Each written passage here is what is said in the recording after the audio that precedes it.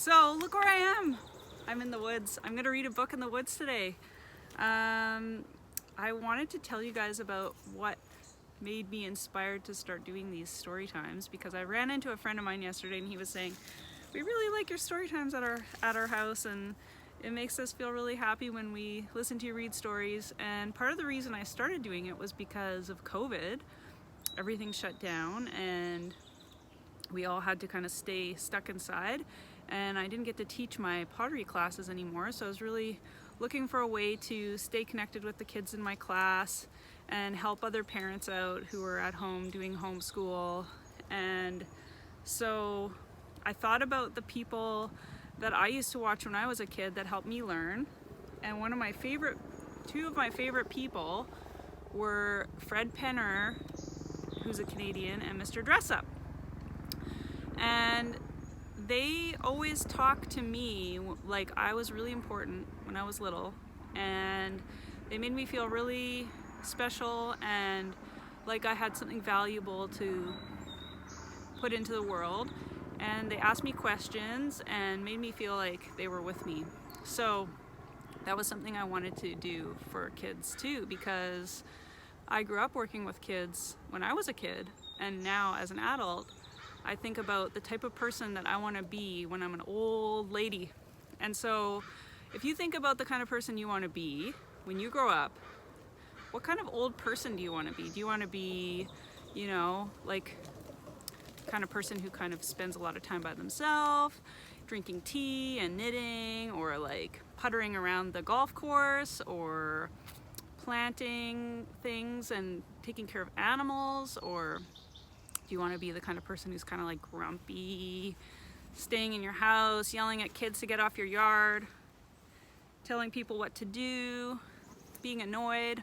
And I thought about the kind of old person I wanted to be, and I thought, I want to be this old lady who is so happy and bubbly and kind of like warm and cozy, who invites the kids in the neighborhood over for cookies and tells the kids things that I've learned over my life and stories from my life. So I thought, if I want to be that kind of person when I'm older, I got to start doing it now, right? The type of person you want to be when you're older is kind of just a part of who you are right now. So think about what kind of person you want to be, and then you have to start acting that way now. So you got to practice. So when I was thinking about Fred Penner, one of the things that I loved about his TV show was that he would go on this adventure through a field of grasses and like different plants, and he would get to this really cool log tunnel, and he would climb through it into the woods, into his secret hideout. And it was like the most magical thing I could have ever seen, and I always really wanted to have something like that when I was a kid. But I grew up in a place called Manitoba where there was a lot of flat lands, not a lot of trees, where I was anyways, and I didn't really feel like there's a lot of things flying around today, helicopters and planes, but I bet you can hear the birds too. Anyways, I thought I really want to have my own secret hideout, so I ended up making forts and that kind of thing. Jeez Louise.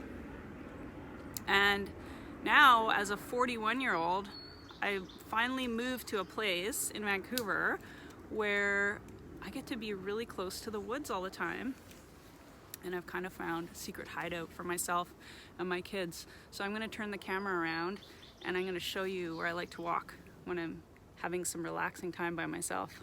Okay, I'm going to turn it around now.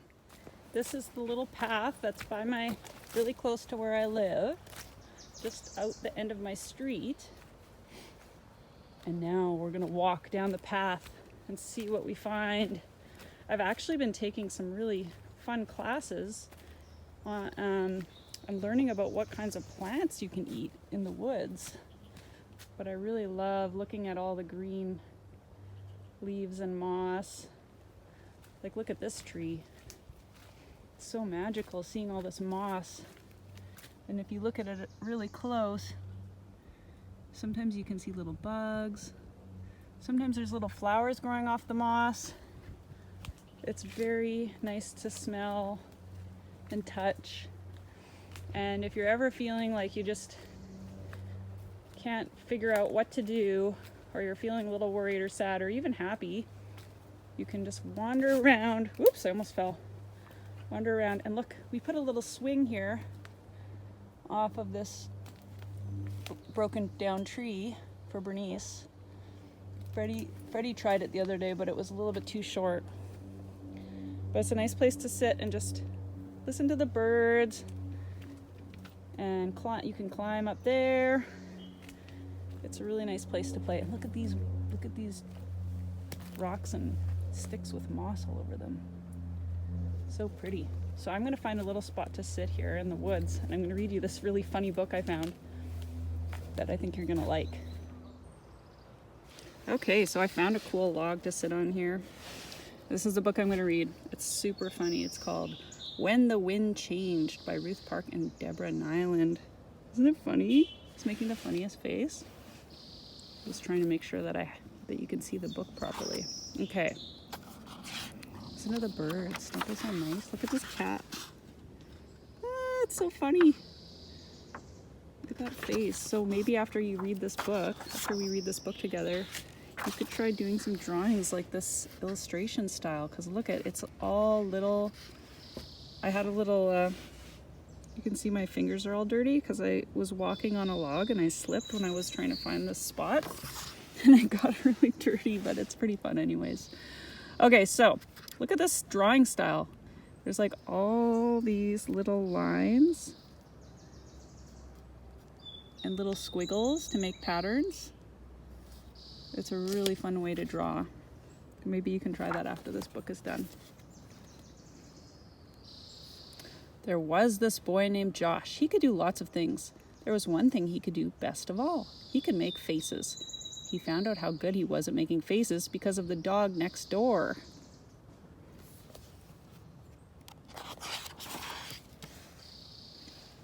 The dog did not like cats, seagulls, or big or little people. Most of all, he did not like Josh. He always hoped that Josh would come over the fence and then he could bite him. Look at that dog. Have you ever seen a dog that looked like that before? That is a pretty fierce looking beast. It's really funny. I don't think I could look at a dog like that even if it was barking at me in a vicious way and take it seriously. It just looks too funny. One day, Josh's ball flew over the fence. Josh climbed up to see if he could get in. There it lay in the middle of the dog's garden. The dog made a terrible noise. Probably like... It's probably drooling, slobbering. Or maybe it was one of those little yappy dogs. Good dog, said Josh. Want a nice bone, doggy? The dog made another terrible noise, which Josh understood very well. The bone the dog wanted was Josh's leg bone. Oh yeah. I've actually never had too many scary run-ins with dogs. But then what did Josh do? I'm not going to show you that part yet. Look at the dog's reaction to Josh. Then Josh made a face at him. Look at that face. That is a pretty hideous face. Isn't that funny? It was just an ordinary awful face, but the dog's tail drooped. His ears went flat. He ran to his porch. He growled as Josh climbed over the fence, but as Josh was still making the face, he dared not come closer. That is a pretty funny face to make. What's the ugliest face you can make? You should try. When Josh got back to his own place with the ball, he went inside. There was his grandmother, reading the newspaper. Look, Gran, said Josh, I can make a face that scares dogs. Grandmother looked up and gave a screech and batted Josh over the head with her newspaper. Josh was surprised and pleased. He went to the mirror to have a look at his dog and Gran's scaring face. It did not seem very special to him. Look at that one. That's a good one. And the postman's like, yikes! I can do better than that, he thought. Every day he practiced. He discovered more and more awful faces. He tried them on the mailman. Okay, what's on the next page? Oh, look at that one. That one's incredible. Sticking his chin way out. It looks like it kind of is painful to make these faces. Like his face is starting to turn red. It doesn't look like it's the most comfortable feeling, but he sure is getting a reaction from people. So I think that's probably motivation. All right. He tried them on his mother. His mother was not a screecher, but she did ask him not to try his faces on the people in the street because it would not be good for Dad's business. Yeah, sometimes you got to think about people's reputations, your family's reputations, right? You can't be going around making ugly faces at everyone, or, you know, if my kids did that, then maybe nobody would ever want to take pottery classes with me. I doubt it. Dad was a teller at the bank down the street. Look at that face. That's a good one. Oh my gosh. After I read this with Bernice yesterday and Freddie, I said we have to have an ugly face drawing competition. See what the ugliest face is that you can draw. He was an important person and always wore a very white shirt. Dad was a hard person to upset. When Josh tried the most awful of his faces on him, all he did was look thoughtfully at Josh and say, "I don't know if you've heard, Josh, but if you're making a face and the wind changes, it will stay that way." "Ho ho," said Josh, but that didn't upset his father either. Ooh, look at that one. Oh my gosh, these are so funny. So I think the way that the illustrator did this is with watercolor. Oh, I've got a squirrel behind me scrambling up a tree. It's kind of loud. See, look at that face. I think that they painted it with some red watercolor and then they used water to blend it out so that it looks really skin-like. Okay. Josh went on practicing faces. Then one day he made the best face of all. It was hideous. It almost scared Josh himself. Suddenly, the wind changed. His face stayed the way it was. Josh tried to squash it back into shape. He heaved up under his chin. He pressed on top of his head. He squeezed and pummeled his cheeks. It was no use. Oh man, what's he gonna do now? His face is stuck that way. Look at, he's like eyes bulging out. His nose is squished down by his eyeball. Josh went outside and climbed the fence. The dog next door saw him. It fell down and went on like a howling jelly. Yoo! Josh could see that if his face never changed back, life would be very awkward. Everyone would shriek every time they see him.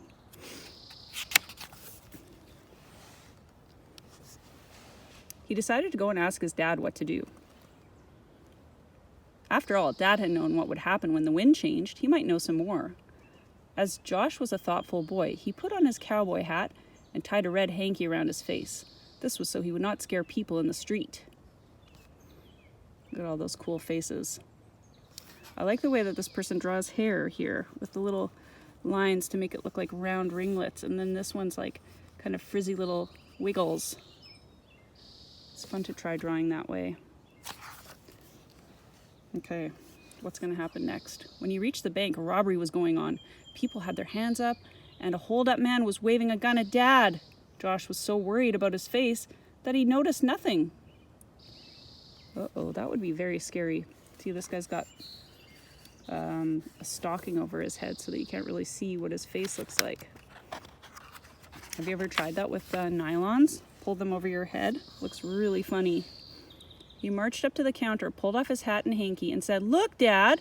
The hold-up man saw him first. He had a stocking over his head, but even through the stocking, Josh could see his face turn snow white. He made a funny noise and dropped his gun. Look at that face. That's a good one.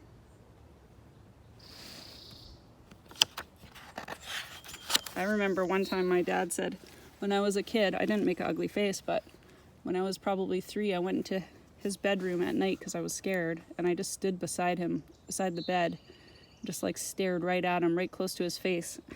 And then he woke up and screamed because he wasn't expecting me to be standing right there. It was pretty funny. It's actually so fun to scare people. I don't know why I get such a kick out of it, but it is really fun. Okay, somebody's walking by. They're probably going to think I'm a weirdo for sitting here in the woods reading, but I don't care. Quick as a light, Dad grabbed it up and bopped him with it. Just as he did, the wind changed once more. Josh's face smoothed out, and he looked like an ordinary boy. Dad and Josh were both heroes. They had stopped a robbery and saved a bank. Hundreds of thousands of dollars.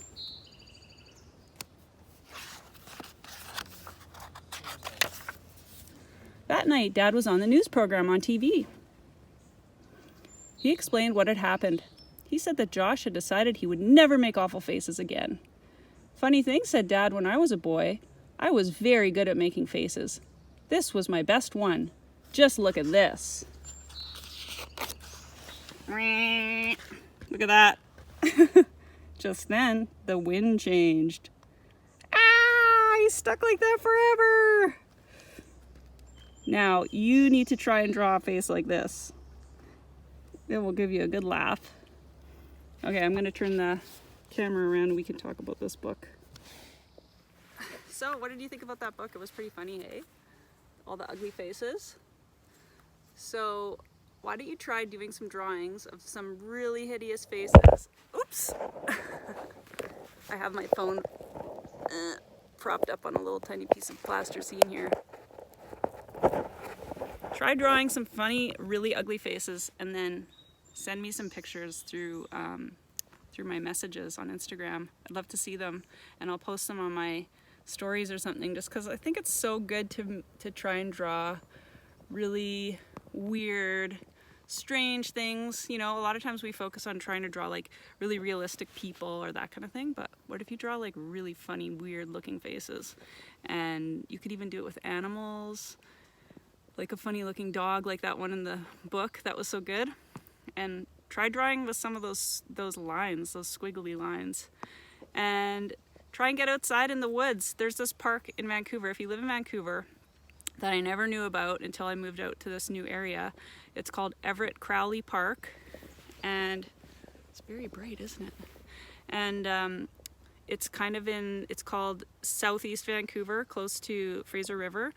And you should come out here if it's nice this weekend with your family and just walk around. And there's a little pond with ducks on it, and there's lots of trails to walk along. And if you have a dog, you can walk your dog there. And there's lots of space to run around and just climb and have fun. So I hope you had a great time listening to the story, and I will try and read another one soon. All right, bye.